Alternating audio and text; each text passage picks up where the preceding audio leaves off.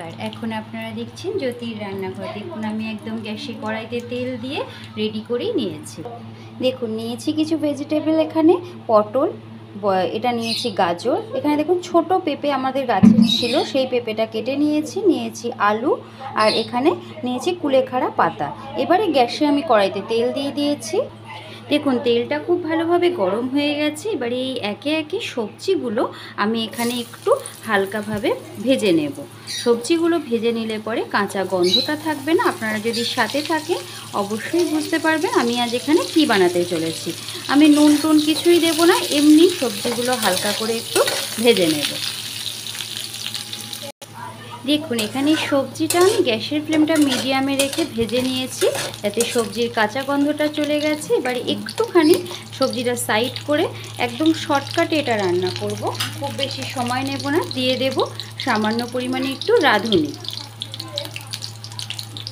রাঁধুনিটা সামান্য একটুখানি গন্ধ ওঠা পর্যন্ত অপেক্ষা করব। দিয়ে দেব ছোটো চামচের 1 চামচ পরিমাণে আদা বাটা। আদাটা আমি আগেই বেটে রেখেছিলাম। এবারে আদার কাঁচা গন্ধটা যাওয়া পর্যন্ত একটু ভেজে নেব। আদাটা কিছুক্ষণ ভেজে নিয়েছি। এবারে সবজিগুলো সব টেনে নামিয়ে এর সঙ্গে নেড়ে চেড়ে দেবো।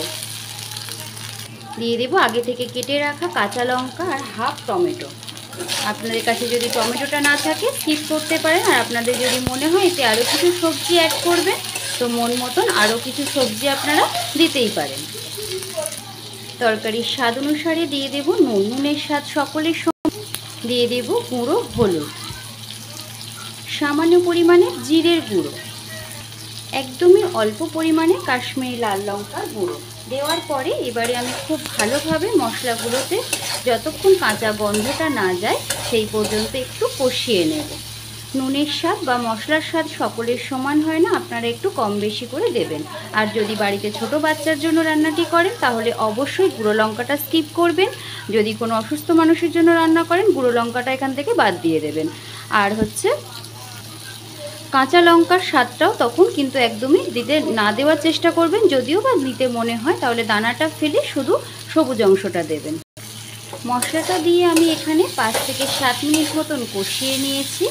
আগের থেকে দেখুন এখানে আমি রেখেছিলাম কুলেখাড়া পাতাটা কেটে, এই কুলেখাড়া পাতাটা দিয়ে দেবো। কুলেখাড়া পাতা কিন্তু কলকাতা শহরের দিকে যারা থাকেন তারা অবশ্যই বাজারে বেশিরভাগ সময় অ্যাভেলেবেল পেয়ে যাবেন। আর যারা গ্রামে থাকেন তারা তো পুকুরের কাছে সবসময় এটা পাওয়াই যায়, কোনো মাঠে বা পুকুরের কাছে। চেষ্টা করবেন এই জাতীয় ঝোলের মধ্যে দিলে পরে এটা খাওয়া কিন্তু শরীরের জন্য ভীষণই উপকারী। কুলেখাড়া পাতাটা দেওয়ার পরে এবারে আমি দিয়ে দেব পরিমাণ মতন জল। আমি কিন্তু রান্নায় সবসময় গরম জলেরই ব্যবহার করে থাকি। গরম জল ব্যবহার করলে রান্নার স্বাদটা দ্বিগুণ বেড়ে যায়। আমি দিয়ে দিলাম পরিমাণ মতন জল। সমস্ত সবজিগুলো সেদ্ধ হওয়া পর্যন্ত অপেক্ষা করব। এটা কিন্তু সবজির ঝোল হবে না, আপনারা দেখতে থাকুন তাহলেই বুঝতে পারবেন এখানে আমি কি রান্না করতে চলেছি। দেখুন ঝোলটা আমি সমস্ত সবজিগুলো সেদ্ধ হওয়া পর্যন্ত সুন্দরভাবে ফুটিয়ে নিয়েছিলাম ঢাকা দিয়ে। সব সেদ্ধ হয়ে গেছে। এখানে দেখুন আমি আগের থেকে ভেজে রেখেছিলাম জ্যান্ত কাতলা মাছ, সেইটা আমি এতে এবার মিশিয়ে দেব। 2 পিস কাতলা মাছ রেখেছিলাম। এটা আমি প্রথমেই যখন কড়াইতে তেল দিয়েছিলাম আপনারা হয়তো খেয়াল করেছেন কড়াইতে একটু কালো কালো তেল ছিল, সেটা হচ্ছে মাছ ভাজার তেল। এবার এটা দেওয়ার পরে আমি আরও কিছুক্ষণ 7 থেকে 8 মিনিট ফুটিয়ে নেব। দেখুন সম্পূর্ণ মাছের ঝোলটা রেডি হয়ে গেছে। এই পর্যন্ত ঝোল আমি এখানে রাখবো। আর আগের থেকে কিছুটা ধনেপাতা আমি এখানে ধুয়ে কেটে রেখেছিলাম, এটা এতে মিশিয়ে দিলাম। আপনারা অনেকেই অনেক দূর দূর থেকে আমার ভিডিও দেখেন, যা আমার ভীষণ ভালো লাগে। অনেকেই আমার পরিবারে নতুন আসছেন। আপনাদের সকলকে আমি অনুরোধ করব ভিডিওর নিচে কোনো রকম কমেন্ট করবেন না। আমি সময় মতন আপনাদেরকে ইউটিউবের নিয়ম অনুসারে 24 ঘন্টা পর ব্যাক করতে হয়, তার আগে ব্যাক করলে কিন্তু কেটে নেবে। এবারে আমি গ্যাসের ফ্লেমটা বন্ধ করে মাছটা নামিয়ে ফেলবো।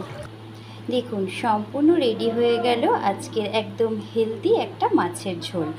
এখানে আমি নিয়েছি যে মাছ আপনারা দেখেছেন, আর কত সুন্দর ঝোলটা হয়েছে দেখুন। যদি আমার ভিডিওটি আপনাদের ভালো লেগে থাকে দয়া করে একটা লাইক কমেন্ট সাবস্ক্রাইব করে আমার পাশে থাকবেন, এবং পরবর্তী ভিডিও নোটিফিকেশনের জন্য বেল আইকনটি প্রেস করতে ভুলবেন না। সকলেই ভালো থাকবেন, সুস্থ থাকবেন। জ্যোতির রান্নাঘরের তরফ থেকে আপনাদের সকলকে অসংখ্য ধন্যবাদ।